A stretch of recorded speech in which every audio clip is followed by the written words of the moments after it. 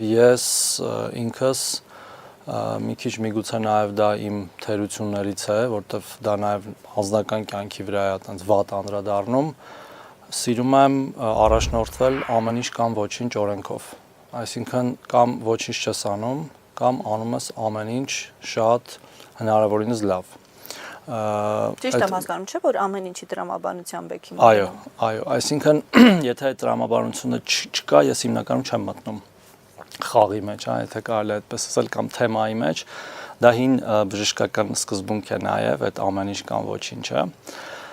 որը միշտ չի, որ իրականում ասում եմ անձի համար լավ է, որովհետև դու երբեմն վառվում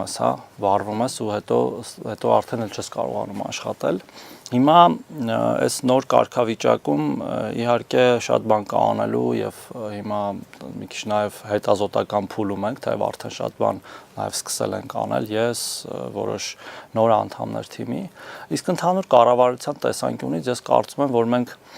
բավական հաստատակամ ինստիտուցիոնալ փուլ ենք մտել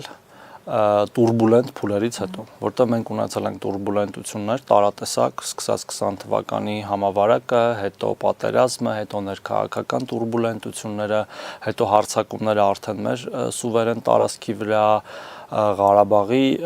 տեղահանումը բռնի ու հիմա իմ տպավորությամբ եւ ես նաեւ կարծում եմ մեր քաղաքացիների տպավորությամբ էլ մենք կարծես թե ավելի կայուն առաջընթացի տրամաբանության մեջ ենք